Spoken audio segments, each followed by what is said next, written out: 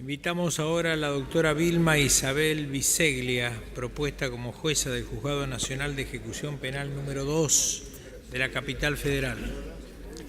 El Poder Ejecutivo Nacional al Honorable Senado de la Nación. Tengo el agrado de dirigirme a vuestra honorabilidad para solicitar el acuerdo correspondiente a fin de posibilitar la designación en los términos del artículo 99, inciso 4 de la Constitución Nacional, de la jueza del Juzgado Nacional de Ejecución Penal número 2 de la Capital Federal, doctora Vilma Isabel Biseglia. Dios guarde a vuestra honorabilidad. Es abogada egresada de la Facultad de Derecho y Ciencias Sociales y Políticas de la Universidad del Nordeste. Presenta antecedentes laborales en el Poder Judicial, en el Consejo de la Magistratura como oficial en los años 2002-2003, prosecretaria administrativa 2003-2005, Cámara de Apelaciones Penal, Contravencional y de Faltas como secretaria de Ejecución, año 2005. Antecedentes docentes, Universidad de Buenos Aires, Facultad de Derecho, elementos de Derecho Penal, como ayudante, años 1998-2000, ayudante de primera, 2000-2002, y jefe de trabajos prácticos, año 2002. Señor presidente. Gracias. Doctora Biseglia, ¿hay algo que deba actualizar en este currículum? Sí, bueno, como pasó con el resto de los postulantes, los concursos duran bastante, digamos, si uno va haciendo algún camino, sobre todo en el ámbito académico, a mí me gustaría mencionar, porque tiene justamente relevancia, digamos, para esta entrevista. Hace 2 años soy docente de la Universidad de Lomas de Zamora, en la licenciatura de Tratamiento Penitenciario, que es muy interesante, es una experiencia que venimos haciendo reciente de formación de los futuros oficiales del servicio penitenciario. En esta licenciatura soy titular de 2 cátedras, una de Sociología del Control Penal, y la otra está relacionada con sistemas penitenciarios comparados, es decir, de cómo funcionan contemporáneamente otros sistemas penitenciarios en el mundo. Y en la Universidad de Buenos Aires, este año comencé a dar clases en el CUD, en el Centro Universitario de Devoto, como adjunta y a cargo de una cátedra de ejecución de la pena y derechos humanos. La verdad que fue una experiencia que yo venía buscando hacía bastante tiempo, pero que que no se podía dar porque a veces no existen suficiente cantidad de alumnos. Así que dando clases a los penitenciarios y a los presos al mismo tiempo. Y también estoy trabajando en una investigación como codirectora junto con el doctor Alagia, que es titular de la cátedra. Para mí es, por supuesto, un orgullo. Sobre el tema del derecho penal y la cultura, en particular sobre en lo que a mí me toca sobre la ejecución de la pena y la que vinimos a llamar la cuestión indígena. Ustedes sabrán, por una cuestión que desconocemos dentro de la OIT, en el convenio 169 de la OIT, ¿no?, que es una organización del trabajo internacional, tiene previsto 2 artículos, el 9 y el 10, que están referidos al procedimiento con el que se deben juzgar aquellos que son integrantes de una comunidad indígena en causas penales y las condiciones en la ejecución de la pena, durante la ejecución de la pena. Y es interesante porque esta norma, este artículo 9, que está relacionado más bien con el procedimiento, fue incorporado recientemente en el Código de Procedimiento de Neuquén, de la provincia de Neuquén, y ahora en el proyecto que existe, que tiene estado parlamentario del doctor Albreu, tiene incorporado también Río Negro, y del doctor Albreu para Nación, para el Código de Procedimiento de Nación, también tiene prevista la incorporación de este artículo 9, es decir, de atender especialmente el hecho de que alguien pertenezca a una comunidad originaria en el juzgamiento. Por supuesto que esto tiene que ver con diversas cuestiones, entre ellas, lamentablemente tenemos que decirlo porque se ha verificado en muchísimos casos el hecho de tener un traductor o un intérprete que pueda incluso hablar, como algunos de los postulantes anteriores señalaron respecto del caso de Jujuy, donde llega gente que solamente sabe hablar su idioma indígena y es sometido a un proceso penal que incluso puede derivar, ¿no es cierto?, en la privación de la libertad por muchos años.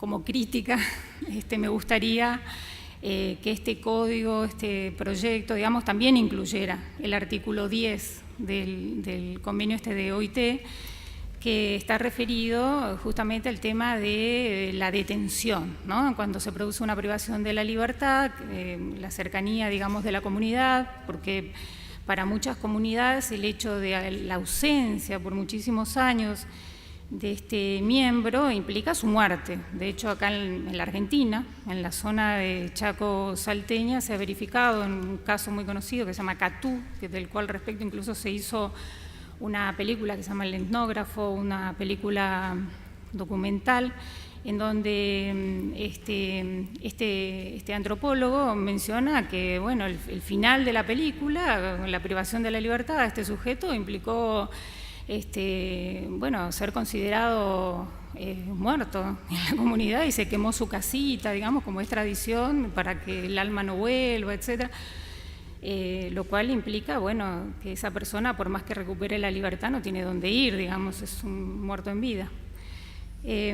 Y por supuesto también esta norma requiere, ¿no es cierto?, a los países firmantes que se busquen otras alternativas de resolución al uso de la prisión. Y sobre eso hemos hecho desde este UBANEX, ¿no?, de este proyecto de investigación, algunos sondeos sobre cómo se trabajan estas cuestiones en otros países, por ejemplo en Colombia, y es un poco complicado, ¿no es cierto?, poder atender esas diferencias, porque yo no sé cómo se podría, la Corte Suprema de nuestro país, ¿qué diría al respecto si se le plantearan situaciones similares a las del caso colombiano, por ejemplo, que nosotros estuvimos indagando, en donde un sujeto que pertenece a una comunidad indígena fue sindicado de haber cometido un delito, no vamos ahora a entrar en la cuestión, digamos, en los detalles, pero por ser ambos víctima y victimario,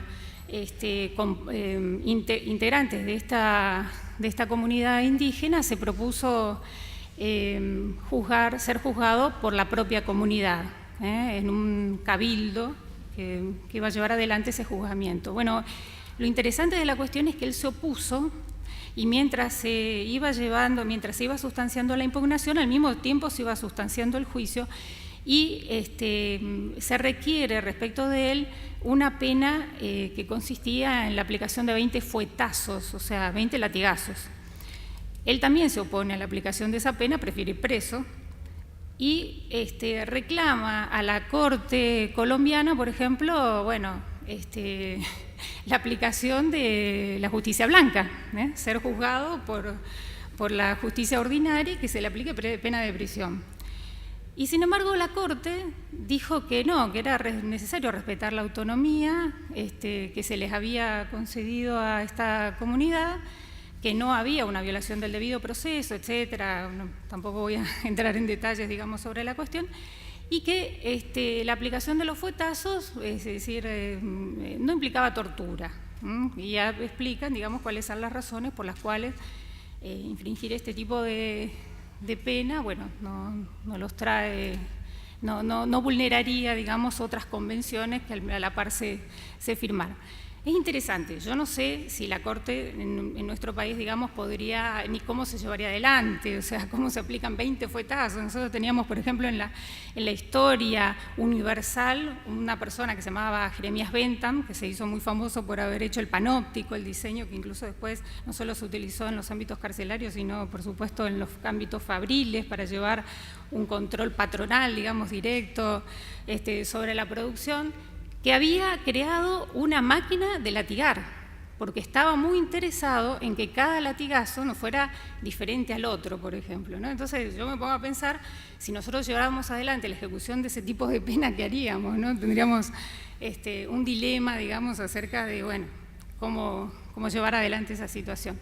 Son cosas curiosas, digamos, pero muy interesantes respecto de a la hora, digamos, de hacer efectivas estas otras culturas, ¿no? Aceptar, digamos, esa diversidad cultural que nos proponemos. Otro tema, sobre esto, digamos, tengo muchísimos casos, pero bueno, no los voy a distraer más sobre la cuestión. Hay otro tema que estamos trabajando dentro del Centro de Estudios de Ejecución Penal, que depende de la Universidad de Buenos Aires, la Facultad de Derecho.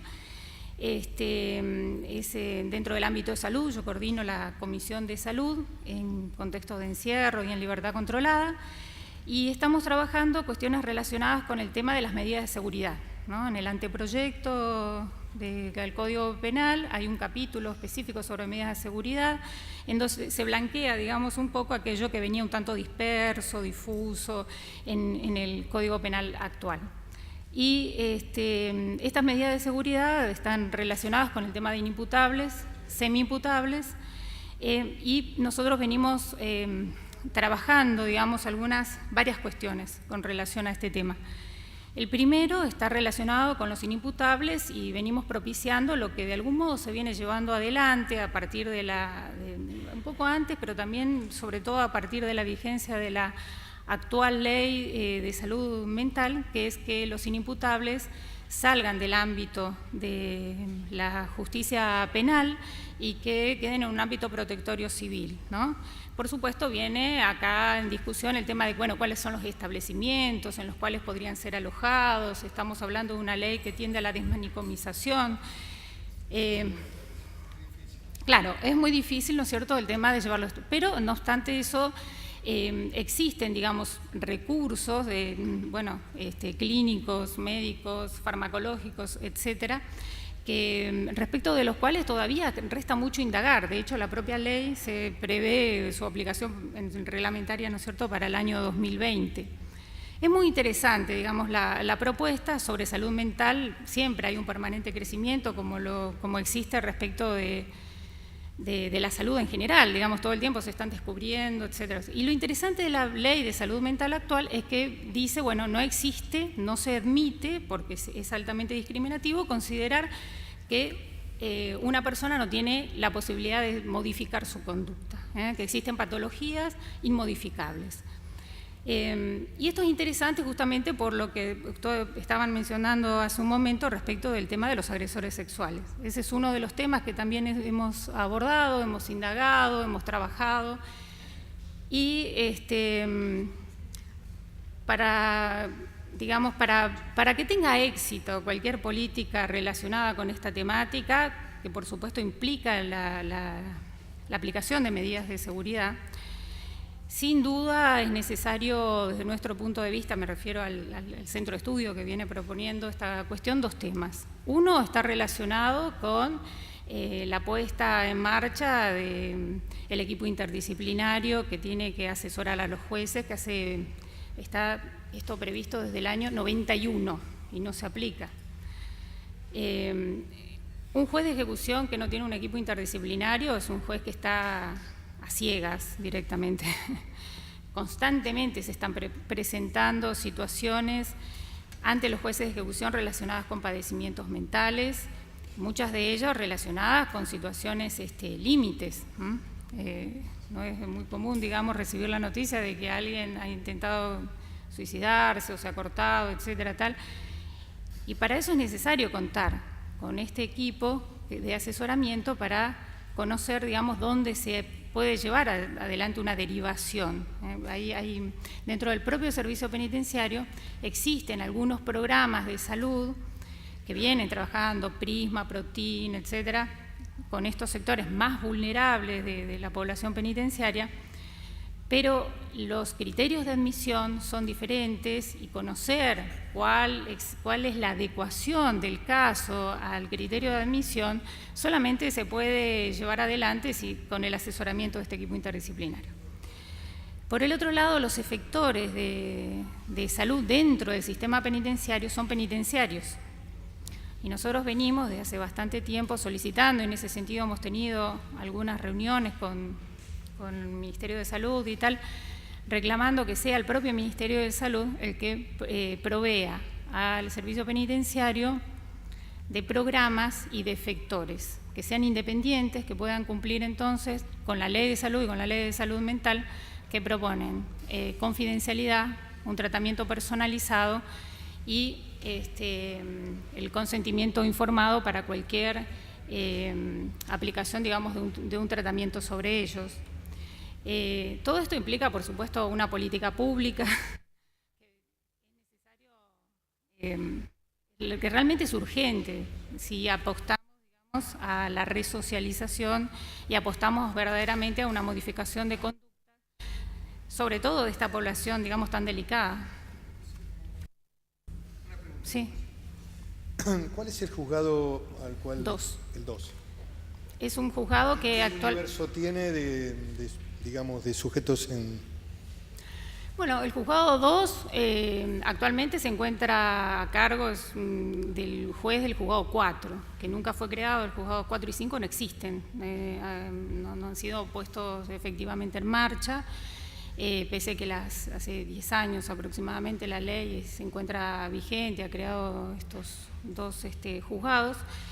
Y más o menos como lo dijo el postulante anterior, cada juzgado tiene aproximadamente 1000 detenidos a lo largo y ancho del país, desde la provincia de Jujuy hasta Comodoro Rivadavia, y el universo, digamos así, de sujetos son adultos, mujeres, hombres y jóvenes adultos.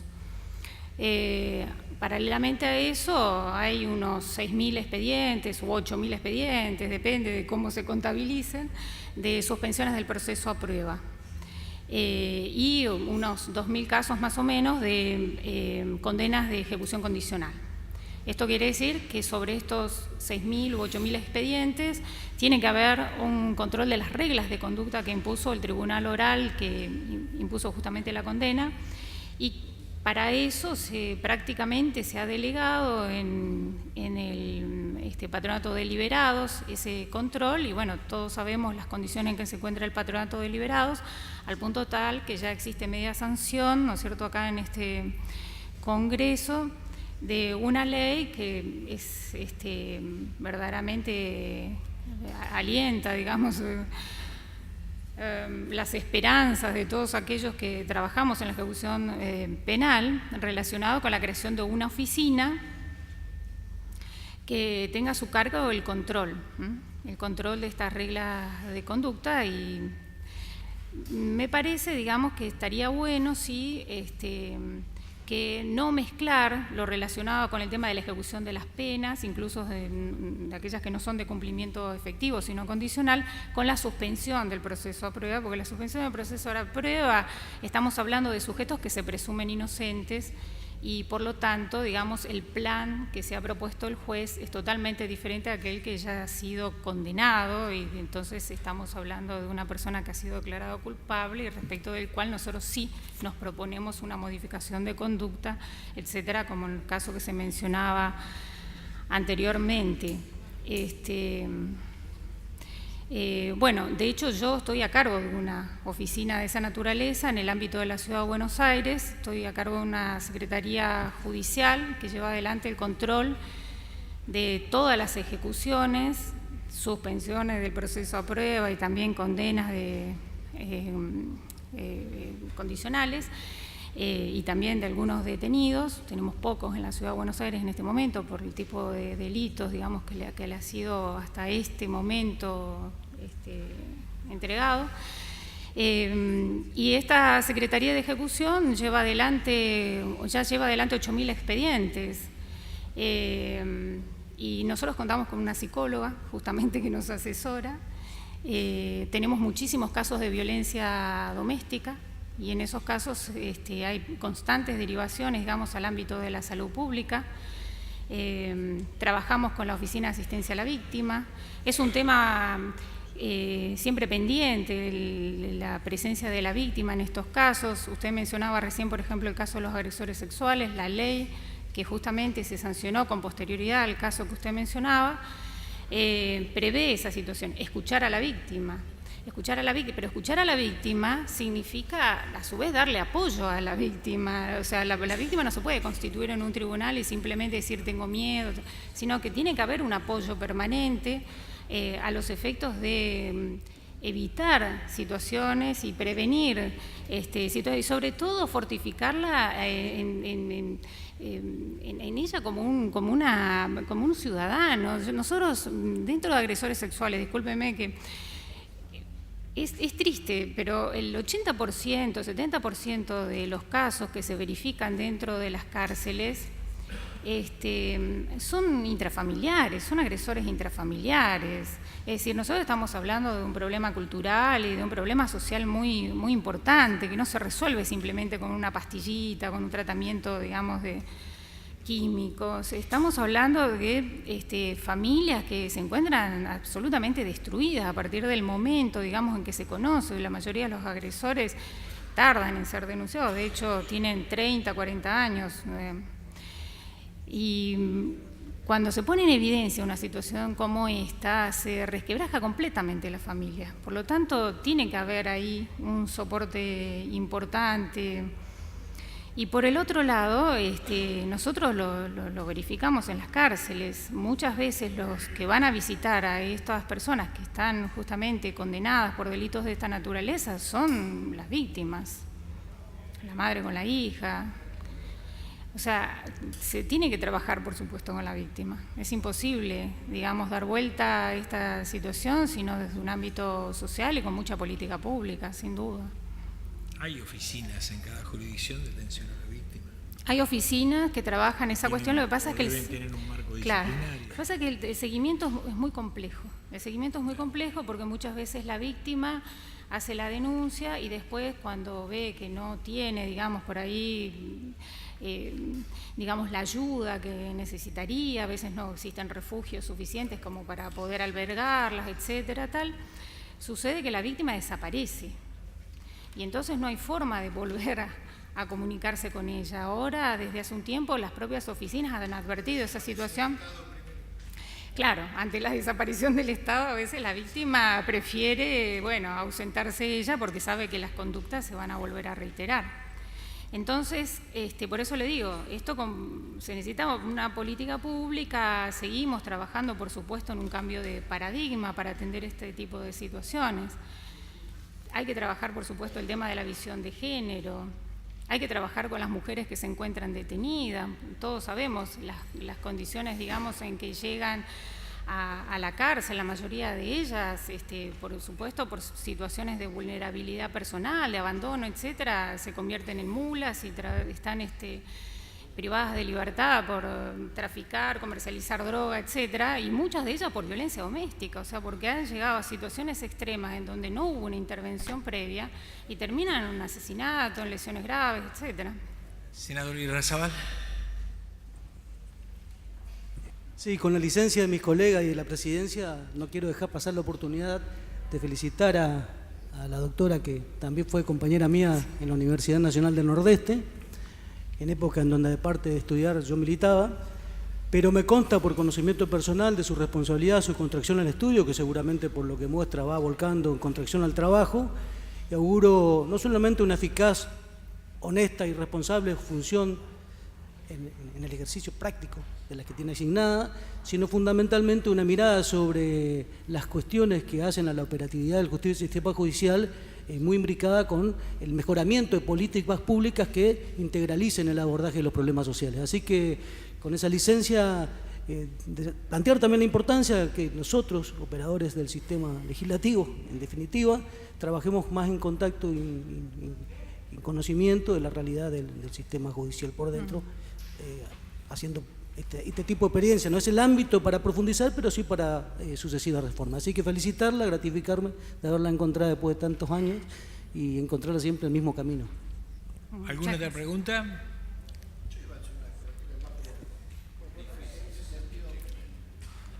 En realidad, gracias, no pertenezco a la comisión, pero a los postulantes en realidad uno tendría que preguntarles el cambio del Código Procesal Penal de la Nación, si lo consideran trascendente, positivo, porque hay varios proyectos acá presentados, entre ellos soy autor de uno y el senador Sang, presente también, o Guastavino y otros. Primero el cambio del Código Procesal Penal de la Nación, en realidad es para todos los postulantes que uno podría consultarlo, y además usted por su por su interés y su trabajo con la población carcelaria. Acá se aprobó el mecanismo de prevención de la tortura, Sí. un instrumento reglamentó y no importante y se pone en práctica. todavía falta reglamentarlo. ¿Le parece positivo Sí, por trabajar supuesto. en eso? Por supuesto, yo creo que el gran avance que hubo en este último año desde el Tribunal de Casación y de la Cámara de Apelaciones en lo criminal fue justamente el interés puesto por parte de los jueces en las condiciones de alojamiento dentro de las cárceles. Las cárceles siempre fueron un coto administrativo, penitenciario, ajeno a la jurisdicción, eternamente. Muchísimos jueces jamás pasaron por la cárcel, muchísimos jueces que condenan a la gente jamás pasó por la cárcel. Es importantísimo judicializar la ejecución de la pena, es importantísimo. Y la prevención de la tortura, la Convención contra la Prevención de la Tortura, protocolo facultativo, etcétera, todas las mecanismos que se han creado a nivel nacional y a nivel provincial, incluso en el Chaco, por ejemplo, que ya se encuentra en marcha y tal, es muy importante la presencia, la apertura de las cárceles. Es muy importante la apertura de las cárceles para todos los organismos de control, incluso para las ONGs que están interesadas, incluso las ONGs de familiares de detenidos, que son los que han procurado verdaderamente la inclusión social. Vamos a decir la verdad, o sea, la falta de política pública muchas veces hace que las propias ONG generen esos espacios, digamos, de inclusión que puedan contener a quien sale de estar en la cárcel durante muchísimos años y procuren un trabajo, le procuren un lugar, un espacio, un rol social que se va perdiendo, porque el que se encuentra privado de libertad se va infantilizando totalmente. El control de las condiciones en que se encuentra, los relevamientos permanentes, incluso intempestivos, dentro de la cárcel son absolutamente necesarios, hace a la democratización, por supuesto, en este caso es una fuerza de seguridad, ¿no? Y a la protección de los derechos sociales, sin duda. Y el Código Procesal, sí, por supuesto, es altamente ya necesario ir a un sistema acusatorio en donde, por supuesto, el juez no quede solo y tutelando, que es históricamente lo que ha sucedido, sino que actúe con verdadera imparcialidad y en el interés y resguardo de los derechos humanos, de los derechos democráticos, de todos, de los procesados, de los condenados, etcétera, y que sea el fiscal el que asuma la actividad persecutoria, sin duda. ¿Alguna otra pregunta? Doctora. Bueno. Mucha suerte. Adiós.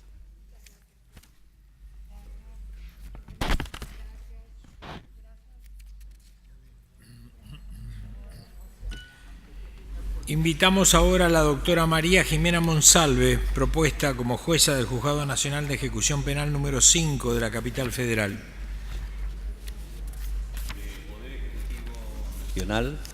Al Honorable Senado de la Nación. Tengo el agrado de dirigirme a vuestra honorabilidad para solicitar el acuerdo correspondiente a fin de posibilitar la designación en los términos del artículo 99, inciso 4 de la Constitución Nacional, de la jueza del Juzgado Nacional de Ejecución Penal número 5 de la Capital Federal, doctora María Jimena Monsalve. Dios guarde a vuestra honorabilidad. La doctora Monsalve es abogada egresada de la Facultad de Derecho y Ciencias Sociales de la Universidad de Buenos Aires, presenta antecedentes laborales en el Poder Judicial, en la Cámara Federal de Apelaciones San Martín como auxiliar administrativo, años 1992-93, como escribiente auxiliar 1994, Fiscalía Nacional en lo Criminal y Correccional Federal número 11, Capital Federal, como escribiente, años 1994-97, Cámara Nacional de Casación Penal, Oficial Mayor Relator 1997-99, Prosecretaria Administrativa 97-2006, Prosecretaria de Cámara 2006-2010, Secretaria 2010.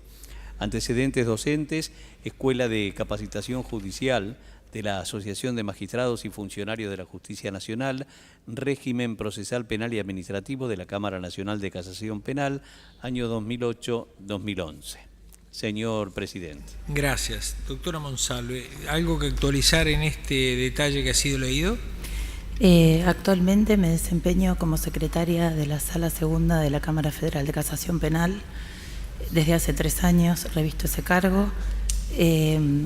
Tengo contacto con la materia de ejecución penal a través de la función revisora que tiene la Cámara, para la que presto funciones desde hace 17 años, como tribunal de alzada de los juzgados de ejecución penal número 1, 2 y 3. Correcto. También soy profesora adjunta de Derecho Procesal y continúo con la capacitación de la Escuela Judicial, desempeñándome allí hasta la fecha. Bien. Este juzgado de ejecución penal número 5 está a funcionar. Sí, es un juzgado que está creado por la ley 26.070 desde el año 2006. No se ha puesto a funcionar nunca, no está creado, está creado legislativamente, pero no está en funciones, lamentablemente. Está en la Cámara de Casación Penal hace 17 años. Sí. Y ahora es secretaria. Secretaria de Cámara de la Sala Segunda. De la Sala Segunda. Sí. Bien. ¿Alguna pregunta para la postulante? Sí, sería la verdad que una...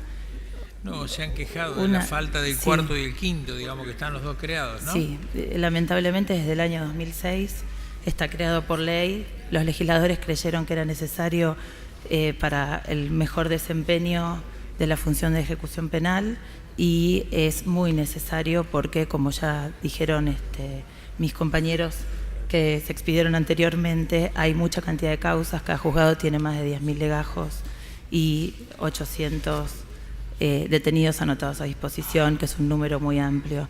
Y también, bueno, hacer hincapié en que la cuestión, la dificultad, creo yo que tiene que ver también con todo lo que tiene que ver con la asistencia postpenitenciaria, que es algo que está en crisis, una gran crisis en este momento respecto a esto. Por eso, como dijo mi colega, nos alegramos al enterarnos de que había un trabajo en función de regularizar y de judicializar el patronato de liberados, porque hasta este momento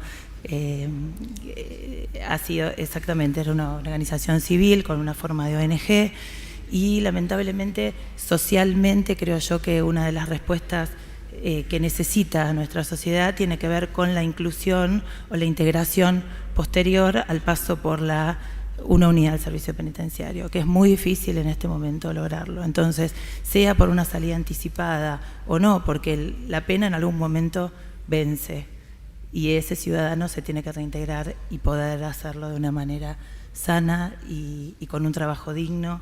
Y eso es lo que me parece que en este momento necesita un mayor reclamo, la asistencia posterior, además del control, que son las dos funciones que se le están asignando en este momento al patronato.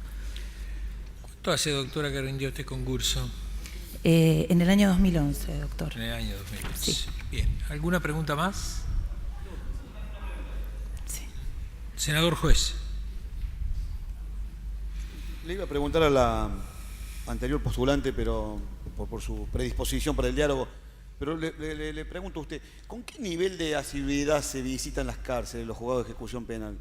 Mire, la ley de ejecución penal exige que el juez de ejecución tenga contacto directo con el detenido, condenado, no, en periodos no mayor a 3 meses.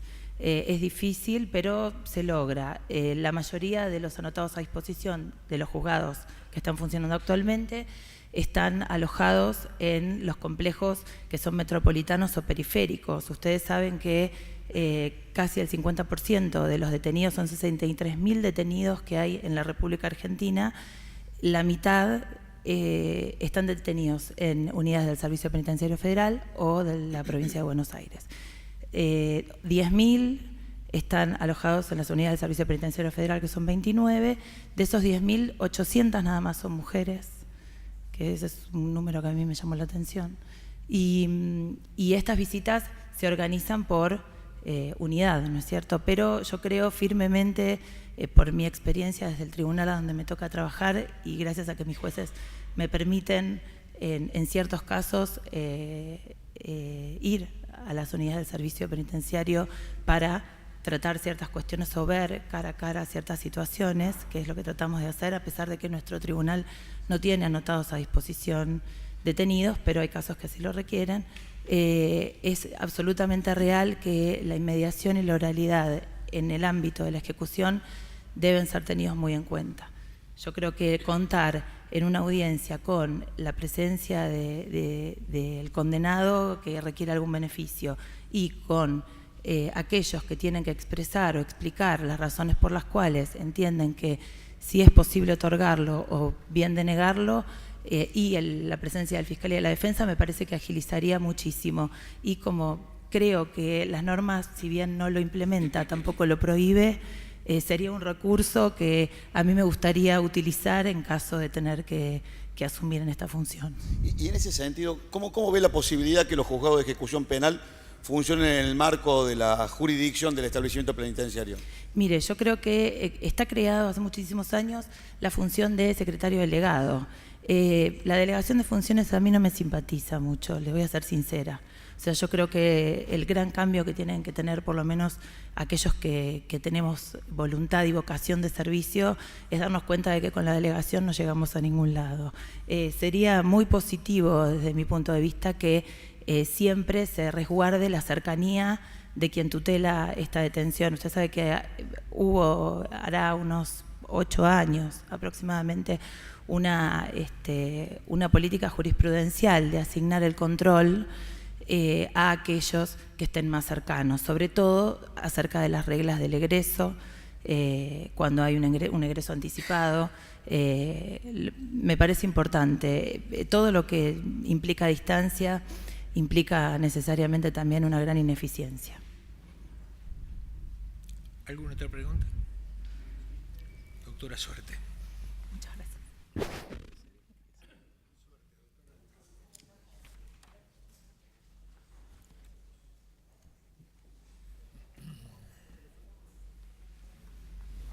6. Pedimos ahora la presencia del doctor Miguel Hugo Vaca Narvaja, propuesto como juez del Juzgado Federal de Primera Instancia número 3 de Córdoba, provincia de Córdoba. El Poder Ejecutivo Nacional al Honorable Senado de la Nación.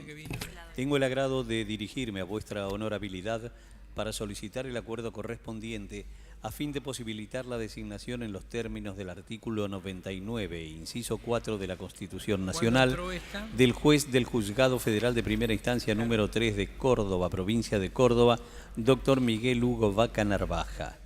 Dios guarde a vuestra honorabilidad.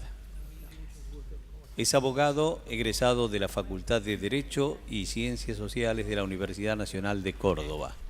En cuanto a los antecedentes laborales, en la función pública, como coordinador del área civil del Cuerpo de Abogados de la Procuración del Tesoro de la provincia de Córdoba en el año 2004.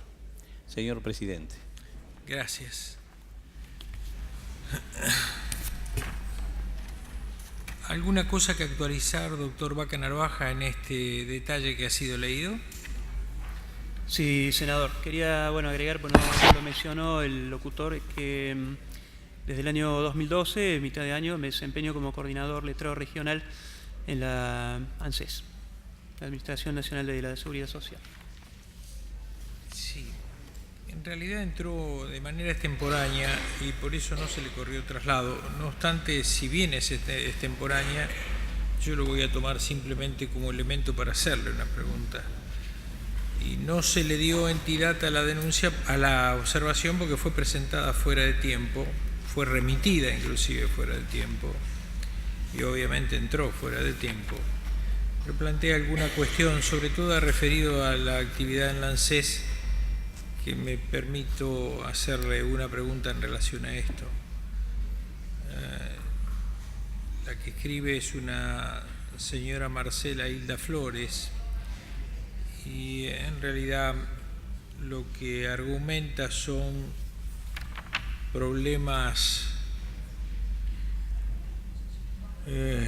fundamentalmente de trato, esto es lo que refiere, que trabajó con el doctor Vaca Narvaja, cosa que le resultaba imposible y perjudicial, y que aparentemente es una persona con muchos años de servicio y que inclusive derivó en algún momento en alguna denuncia penal que radicaron contra ella, Flores Marcela, por negociación incompatible con el ejercicio de la función pública, imputable en concurso real ideal, pero fundamentalmente lo que habla acá y lo que imputa es una actuación de coerción, si se quiere, fundamentalmente sobre ella, que es lo que está detallando en esta misiva que tuvo entrada en la Comisión de Acuerdo, como le decía, con fecha posterior a la entrada de las observaciones y las impugnaciones. ¿Quiere hacer usted alguna aclaración sobre el tema?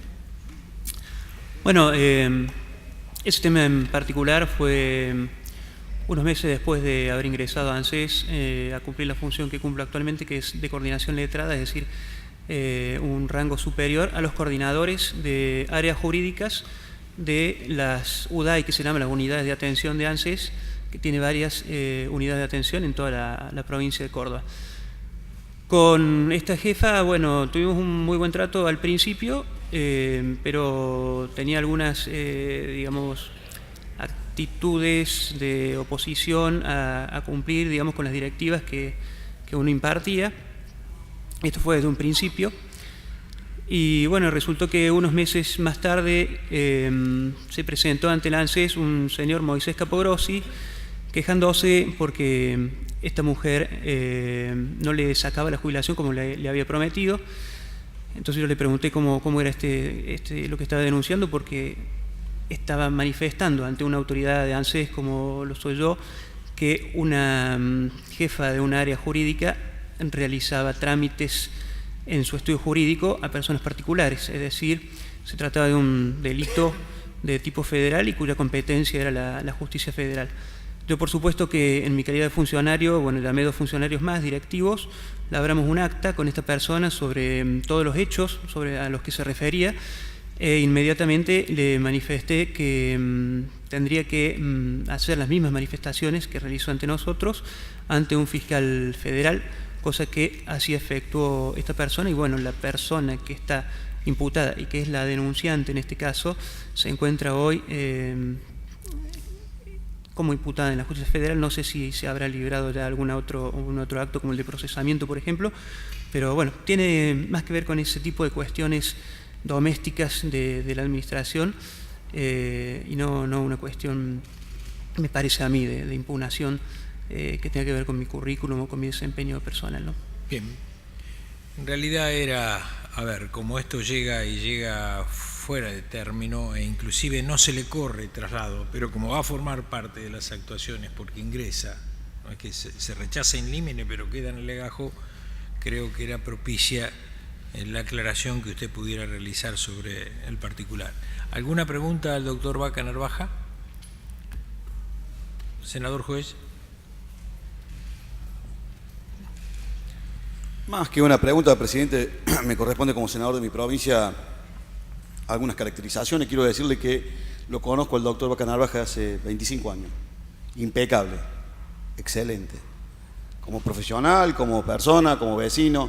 Ha tenido en los últimos tiempos una destacadísima actuación en el tema de la causa de la Perla, una causa emblemática para todos los cordobeses, donde realmente con un perfil bajísimo, pero con una contundencia en el trabajo, en la dedicación, ha puesto la defensa del interés del Estado en el lugar que tiene que estar. Así que debo decirle que está, y si así lo permite la comisión y después el Pleno del Cuerpo, el Juzgado Federal número 3 de Córdoba va a estar en muy buenas manos. También quiero decirle que la presencia del doctor Vaca Narvaja empieza a romper una tradición familiar de la Justicia Federal de Córdoba, la que en su momento llegamos a denominar la Sagrada Familia Judicial, y es para nosotros los litigantes, en particular llevo 28 años de ejercicio de la profesión, es extremadamente saludable que personas que vienen de la actividad del ejercicio profesional, sin ningún nivel de contaminación, con una cabeza abierta, con una predisposición increíble, con ideas claras, formados, con principios, con conceptos, se animen a estar en un lugar